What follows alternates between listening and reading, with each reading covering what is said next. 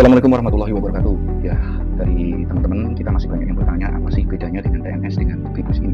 Ya, jadi gini ya teman-teman. Secara networking atau pemasaran itu sama ya. Tapi yang membedakan di sini adalah kepemilikan aset tersebut dan value daripada aset tersebut. Nah, jadi kalau TNS kita membeli sebuah aset di mana aset itu kita perdagangkan atau kita pasarkan ya. Nah, ketika tidak terjadi pemasaran, aset kita utuh seperti itu. Tetapi di Vibus ini yang pertama kali dilihat bagaimana kita memiliki aset yang dimana kita membangun sebuah aset di dalam sistem yang di-create di dalam sebuah paspor NFT. Dan ini pertama kali di dunia. Bagaimana kita bisa mengembangkan jaringan, mengembangkan networking yang dimana ada di dalam satu aset yang memiliki kode dan itu di seluruh dunia hanya satu dan masuk di dalam sebuah paspor NFT yang dimana kita bisa jual di market ketika market itu sudah dibuka.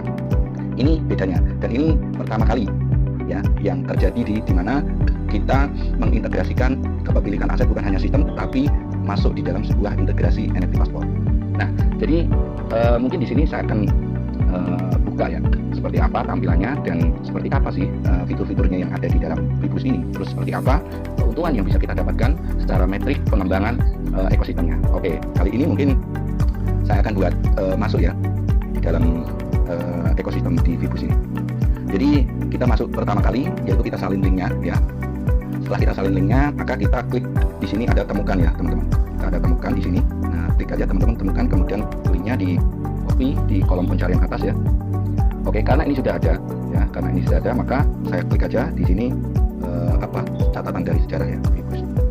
Oke, kemudian kita klik masuk ya di sini. Kita klik masuk. Oke.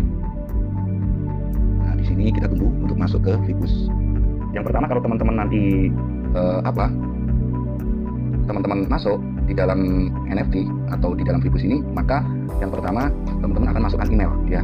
Kalau kita sudah logout lama biasanya untuk masukkan email, karena ini mungkin baru kita masuk kemudian baru logout, maka kita langsung diarahkan ke fitur.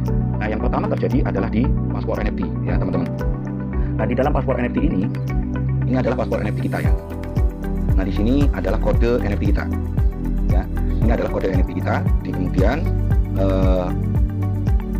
aset kita itu kita scroll aja ya. Nah, di sini di bawah ini ada aset kita, aset til NFT ya, dimana NFT nanti kita bisa jual ya teman-teman. Setelah marketplace ini on, maka nanti kita bisa jual di dalam marketplace tersebut. Nah, ini adalah tier 1 ya. Nah, ini adalah tier pengembangan, dimana tier ini NFT tier ini ada di dalam sebuah NFT paspor. Kita membangun sebuah networking, membangun jaringan, tetapi di dalam struktur itu di-create di dalam satu kode yaitu NFT paspor. Jadi kita bisa jual. Ketika kita mengembangkan lebih besar, maka semakin besar nilai daripada NFT kita harganya di kemudian hari nanti. Oke. Nah, jadi di struktur TNS itu hanya dua sistem, S6 dan S3. Tapi di Vibus ini ada S30, S14, terus kemudian ada S6, S3 dan S2. Kita masuk di tier pertama ya. Ini adalah memasuki di struktur S30. Kita klik aja in progress atau klik di sini ya. Kita klik di sini. Nah, ini adalah S30. Oke. Ini adalah S30 ya, teman-teman. Nah, S30 ini terdapat 30 titik. Nah, ini karena sudah siklus ya. Sudah siklus. Nah, di sini kita tag ya di siklus pertama. Di siklus pertamanya. Nah, ini adalah siklus pertama ya, teman-teman. Nah, di siklus pertama ini kita ada 30 titik di sini ya. 30 titik ini pertama kita di sini ya. Nah, kemudian dari 30 titik ini bagaimana pembagian hasil dari metrik skema S30. Nah, di skema S30 maka terjadi banyak potensi limpahan di sini ya teman-teman. Karena apa? Strukturnya semakin luas ya, metriknya semakin luas.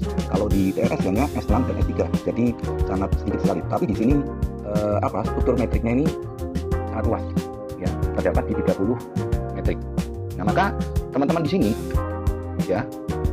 Nah, di sini ini pun belum membawa mitra sama sekali, tapi sudah mendapatkan potensi penghasilan yang sangat luar biasa limpahannya ya. Di sini kita bisa lihat di strukturnya ya. Dari strukturnya ini sudah masuk potensi limpahan ya. Nah, ini sudah potensi limpahan semua. Padahal belum membawa satupun ya, seperti itu. Nah, cara pembagian hasilnya bagaimana?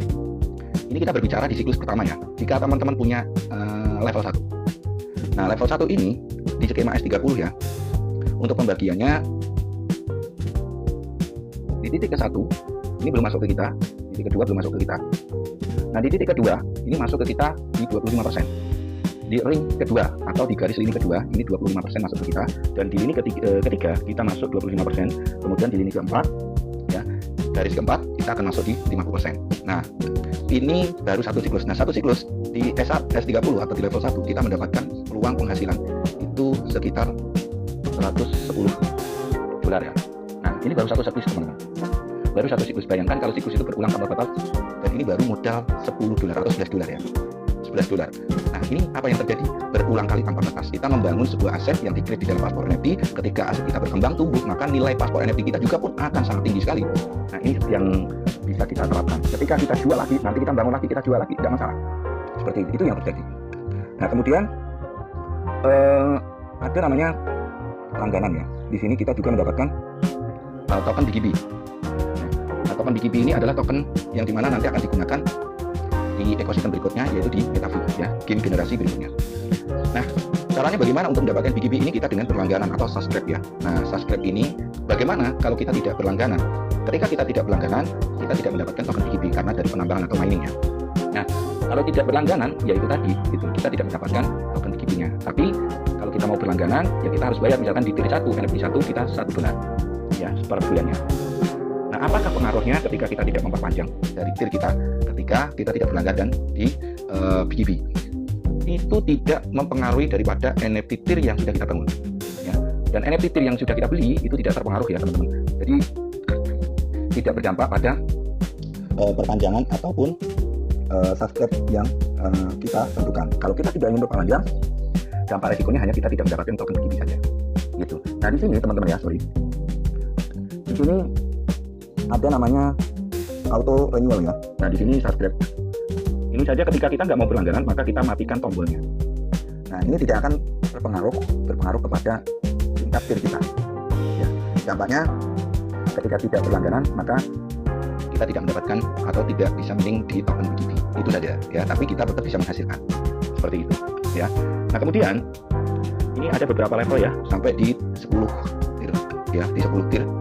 Maka 10 tier tersebut nilainya sangat tinggi ya. Semakin besar tier kita itu semakin kecil metriknya, maka potensi penghasilannya itu sangat cepat sekali ya, siklusnya sangat cepat dibandingkan di tier 1, 2 ya. Nah, karena metriknya adalah skema S30 dan S14. Tapi ketika kita menempati di S2, S3 ini siklusnya sangat cepat, maka penghasilannya pun sangat besar sekali. Semakin kecil, semakin besar level kita, maka semakin kecil ataupun metrik yang kita punya, dan semakin besar pendapatan yang kita dapat gitu ya. Nah, jadi kalau kita mau beli lagi bisa. Nah, contohnya kita beli tier di sini ya teman-teman ya. Kita beli tier di sini ya.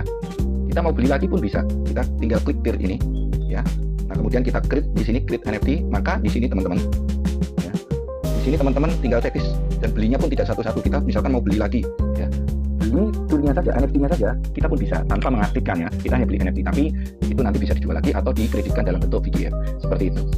Kita misalkan mau aktifkan tier 3, kita cukup checklist saja teman-teman ya. Checklist di sini. Nah, kemudian teman-teman geser sampai ke bawah. Nah, di sini teman-teman bisa pilih ya, pilih price pembayaran ya. Untuk pembayaran ini menggunakan apa? Nah, kita ada beberapa ya. Di sini teman-teman pilih aja mau menggunakan VGF atau token-token internal atau eksternal, itu juga bisa. Ya, kita klik. Nah, di sini banyak pilihannya teman-teman. Ya, kita bisa gunakan VGF juga bisa. Bisa gunakan POL juga bisa. CDS, token utilitas utama juga bisa. Di POL juga bisa, DAI, USDT, USDC, UETH, dan BTC ya. Ini bisa semua.